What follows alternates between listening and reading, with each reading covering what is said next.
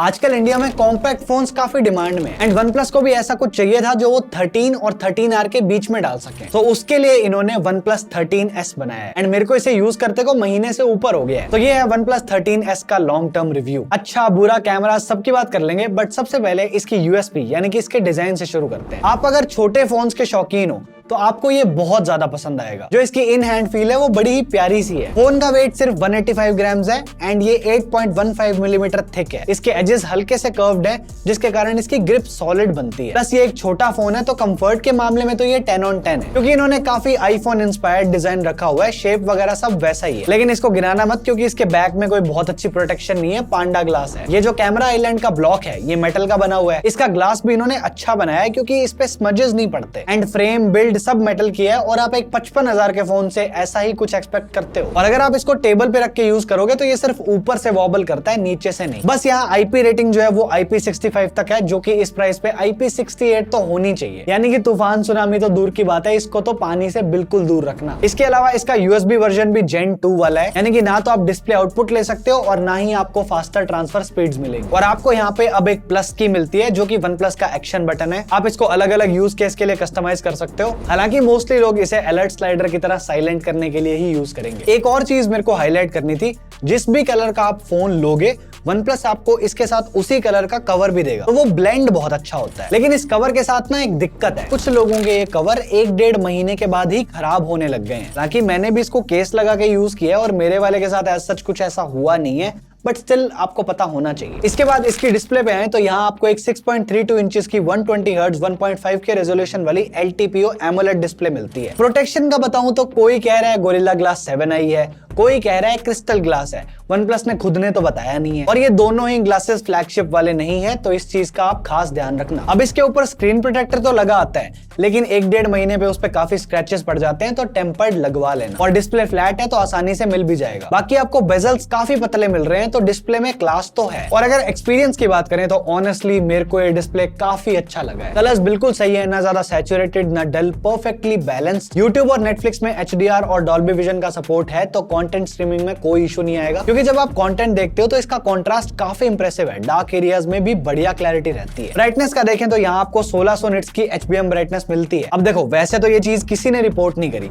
लेकिन मेरे को इसका हाल भी OnePlus 13 वाला ही लग रहा है। इसकी आउटडोर ब्राइटनेस ना आपको हल्की सी कम लगेगी। और डिस्प्ले पे आपको एक ऑप्टिकल फिंगरप्रिंट स्कैनर मिलेगा जिसकी पोजीशन पाताल में ही है, बट काम ये सही करता है, तेज है। इसके अलावा इसमें 8 Elite है जो कि इसका one of the best part है। उसके साथ एक UFS 4.0 स्टोरेज और LPDDR5X रैम है एंड इस सारे कॉम्बिनेशन से performance output is really good. अब इंप्लीमेंटेशन दिखाने से पहले थोड़े से बेंचमार्क्स देखो, क्योंकि यहाँ पे ना झोल है। तो लेफ्ट में Antutu का बैलेंस मोड का रिजल्ट है और राइट में परफॉर्मेंस मोड, और यहाँ परफॉर्मेंस मोड से फर्क पड़ रहा है। ये सेम चीज मुझे Geekbench में भी दिखी, मल्टी कोर में तो कुछ ज्यादा ही फर्क आ गया। इवन GPU स्कोर्स में भी बड़ा डिफरेंस है। और 3D मार्क में बैलेंस मोड में स्टेबिलिटी 74% है और इंडिविजुअल लूप स्कोर में भी सेकंड लूप के बाद से स्कोर बहुत अच्छे से बैलेंस्ड है। ये सेम टेस्ट मैंने परफॉर्मेंस मोड में भी करा, लेकिन उससे कोई बहुत ज्यादा फर्क पड़ा नहीं। और CPU थ्रॉटलिंग का बैलेंस मोड में तो रिजल्ट सही आया है, लेकिन परफॉर्मेंस में हालत खराब है। और मैं क्यों कहता हूं कि बेंचमार्क्स पे भरोसा नहीं करना चाहिए, वो मैं आपको 2 मिनट में दिखाता हूं। इस सब के अलावा एक छोटी सी कमी ये है कि ये आउटडोर में वार्म होता है, नॉर्मल टास्क्स में नहीं होता, लेकिन थोड़ा हैवी जाते ही होगा। जैसे आउटडोर वीडियोस वगैरह बनाओगे तो बाकी फोन से ये थोड़ा ज्यादा ही गर्म होगा, क्योंकि मेटल फ्रेम है ना, तो फिर असर तो दिखेगा। अब जनरल गेमिंग का क्या सीन है वो आप इस टेबल में देखो। सारे गेम्स मैक्स सेटिंग्स पे 30 मिनट्स के लिए बैलेंस्ड मोड में खेले गए हैं। अब इन रिजल्ट्स को देख के आपको आइडिया तो लग गया होगा कि फोन आउटडोर में भले ही वार्म होता हो, लेकिन इंडोर रूम टेम्परेचर में गेम खेलो कोई दिक्कत नहीं आती। हीटिंग बहुत अच्छे से रेगुलेट कर रखी है। FPS भी बहुत शानदार आ रहे हैं। 8 Elite अपना काम काफी अच्छे से कर रहा है। तो अब आपने देख ही लिया होगा बेंचमार्क्स क्या कह रहे हैं और फोन अपने आप से क्या कर रहा है। इस सारे डेटा के बाद अब बैटरी लाइफ देखें तो इसमें एक 5850 mAh की ली आयन बैटरी दे रखी है। ये सिलिकॉन कार्बन नहीं है, फिर भी इन्होंने इतनी बड़ी कैपेसिटी को इस साइज में फिट कर दिया, विच इज इंप्रेसिव। अब स्क्रीन ऑन टाइम का बताऊं तो मैंने इसमें गेमिंग और कंटेंट के साथ यूज करा तो 8 घंटे का स्क्रीन ऑन टाइम आया। मैंने बेसिक कैजुअल यूज किया तो 7 घंटे का आया, और मैंने थोड़ा मिक्स रैंडम यूज किया तो 5.5 घंटे का SOT आया। अब ये चीज ना बिल्कुल वैसी है जैसे मैंने OnePlus 13 में नोटिस की थी। इसमें भी बैटरी लाइफ बहुत अच्छी है, लेकिन इनकंसिस्टेंट है और इसके साथ भी सेम सीन है। हालांकि इससे कोई फर्क नहीं पड़ेगा, एसओटी आप कंटेंट वगैरह देख के जितना मर्जी बढ़ा लो, फर्क इससे पड़ता है कि फोन ओवरऑल कितना चला,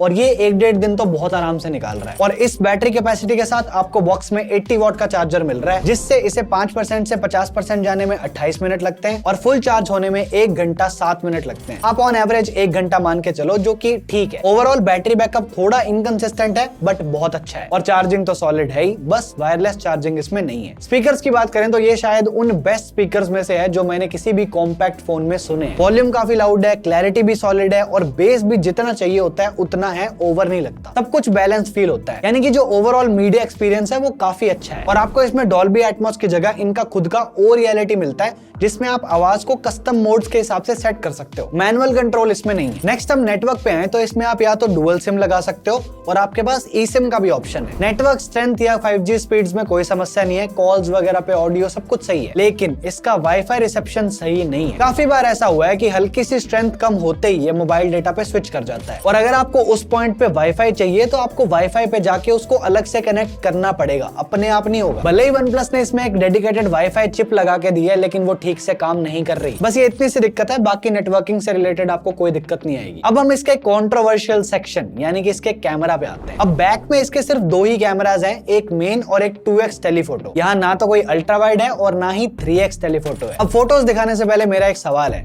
अगर टेलीफोटो दे ही रहे थे तो 3x दे देते, कम से कम काम तो आता। 2x तो आजकल वैसे ही लॉसलेस लगता है, तो ये एक बड़ा ही अजीब सा डिसीजन लगा मेरे को। बट चलो अब मैं आपको कैमरा की अच्छी चीजें दिखाता हूँ। मेन कैमरा की ट्यूनिंग ऑनेस्टली अच्छी करी गई है, कलर्स पंची है और अच्छे से सेपरेट भी होते हैं, नेचुरल लुकिंग है और साथ ही वाइब्रेंट भी है। इसे आप हैसलब्लैड विदाउट द लोगो बोल दोगे तो कोई खास दिक्कत नहीं है। डे लाइट परफॉर्मेंस में कैमरा बढ़िया काम कर रहा है, HDR सही है, डिटेल सही आ जाती है, बट काफी बार शैडोज क्रश होती हैं। ह्यूमन स्किन टोन्स भी ये नियर टू नेचुरल रखने की कोशिश करता है, कोई ब्यूटिफिकेशन वाला फिल्टर यहाँ पे नहीं है। तो जब सब सही है तो आखिर कमी कहाँ है? अब जैसे ही पोर्ट्रेट मोड पे स्विच करते हो, कैमरा ऑटोमेटिकली 2x जूम पे चला जाता है। ना आपको 1.5x का ऑप्शन दिया, ना 3x और ना 4x, सिर्फ 2x, जो कि अगेन लॉसलेस हो सकता था। तो अगर आप इससे पोर्ट्रेट्स लोगे और लाइटिंग अच्छी हो तो रिजल्ट्स ऑनेस्टली इंप्रेसिव होते हैं, शार्प भी लगते हैं, लेकिन एजेस ये मिस कर सकता है, जैसे इस फोटो में सब कुछ मिक्स हो ही गया है। और अगर आप जूम फोटोज लेते हो तो ये एक बहुत जरूरी चीज ध्यान रखनी पड़ती है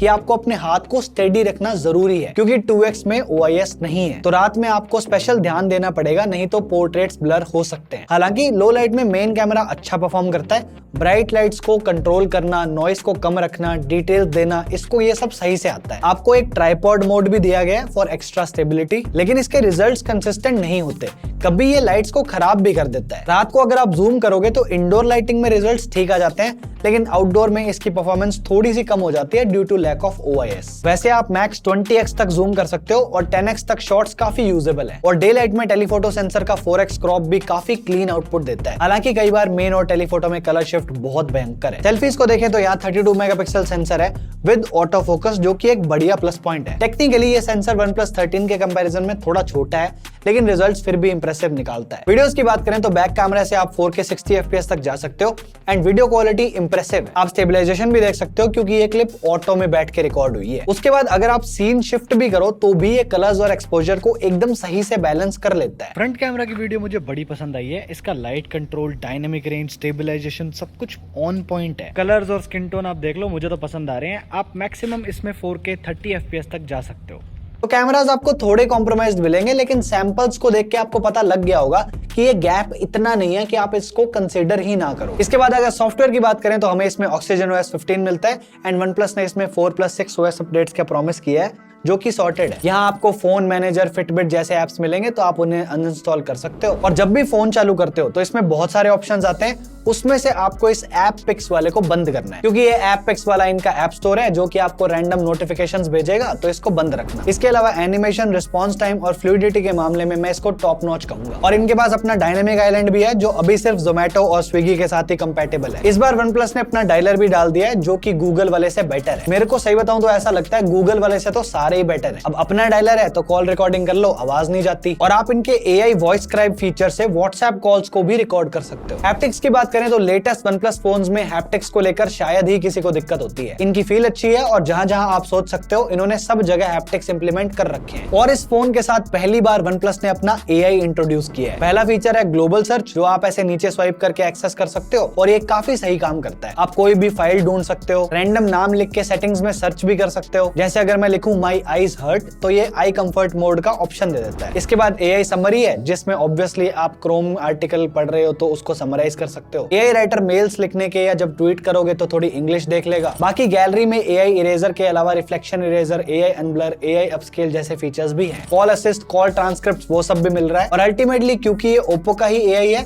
तो जो भी ऐप आप यूज करोगे इसका AI ऑटोमेटिकली पॉपअप होके आपको बताएगा कि इस ऐप में आप ये फीचर यूज कर सकते हो। इससे क्या है कि एक नॉर्मल यूजर भी AI को थोड़ा ज्यादा यूज करने लगेगा। और इनका सबसे बड़ा फीचर माइंड स्पेस है, जिसमें आपका जो मन करे आप वो स्टोर कर सकते हो। स्क्रीन पे जो भी दिखता है उसको ये देख के एनालाइज करता है और सेव कर लेता है। नथिंग वाले एसेंशियल स्पेस की तरह ही है। अब अगर आप कैमरास पे थोड़ा सा कॉम्प्रोमाइज कर लोगे तो ये फोन अच्छा है। कुछ लोग X200 FE भी सोच रहे होंगे क्योंकि वो इसका डायरेक्ट कॉम्पिटिटर है। उसमें परफॉर्मेंस इससे कम है और फ्रंट टच OS सबकी प्रेफरेंस होती नहीं है। बस कैमरास इससे बेटर हैं और एक 8 मेगापिक्सल का वाइड एंगल भी है। वैसे तो वो भी आने वाला है, मैं उसका रिव्यू भी बना दूंगा, बट ओवरऑल मेरे को 13S ज्यादा बेटर वैल्यू लग रहा है। आप डेफिनेटली इसको ले सकते हो और अगर बजट बढ़ा के OnePlus 13 लेना चाहो तो उसका लॉन्ग टर्म रिव्यू ये रहा। बस इसका इतना ही था और मेरा भी हो गया। This is it from my side. Thanks so much for watching. I am Devanshu and I am on leave till the next one.